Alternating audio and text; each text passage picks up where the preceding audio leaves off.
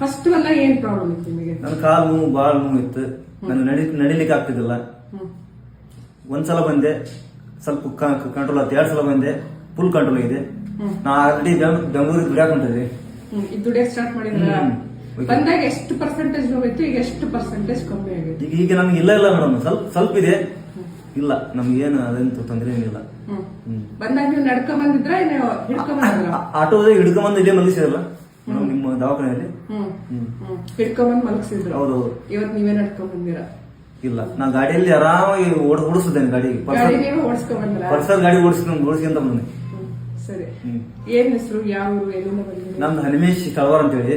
ನಮ್ದು ತಿಮ್ಮಾಪುರ ಎಮ್ಮಿ, ಹಾವೇರಿ ಡಿಸ್ಟಿಕ್, ಹಾವೇರಿ ತಾಲೂಕು. ನನ್ನ ಹತ್ರ ಬರಕ್ಕಿಂತ ಮುಂಚೆ ಅಲ್ಲಿ ಲೋಕಲ್ ಡಾಕ್ಟರ್ ಕಡೆ ಲೋಕಲ್ ಅಲ್ಲ, ಅಡ್ಮಿಟ್ ಆಗಿದ್ದೆ ನಾನು.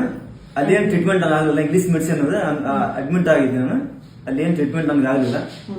ಪುನಃ ನಿಮ್ ಹೆಸರು ಹೇಳಿದ್ರೆ ನಮ್ಮ ಮಾಮ ಹೇಳಿದ್ರೆ ಸುಮ್ಮನೆ ಬಂದಿದ್ದಾರೆ. ನಮ್ ರಿಲೇಷನ್ ಒಬ್ರು ಹೇಳಿದ್ರು ಈ ತರ ಊರಿ ಅಂತೇಳಿ ಬಂದಿದ್ದಾರೆ. ಅಡ್ಮಿಟ್ ಆಗಿ ಟ್ರೀಟ್ಮೆಂಟ್ ತಗೊಂಡ್ರೆ ಸ್ವಲ್ಪ ಕಮ್ಮಿ? ಸ್ವಲ್ಪ ಇಲ್ಲ ಮೇಡಮ್, ನನಗೆ ಸಾಯಬೇಕು ಅನ್ನೋ ಲೆವೆಲ್ಗೆ ಇದ್ ನಾನು.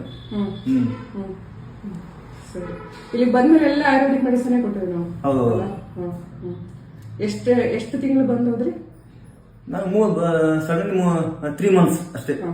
3 ಮಂತ್ಸ್ ಫಾಲೋ ಮಾಡಿದ್ದೀನಿ. ಇದು ಬರೋ 4ನೇ ತಿಂಗಳು ಅಷ್ಟೇ. ಸರಿ.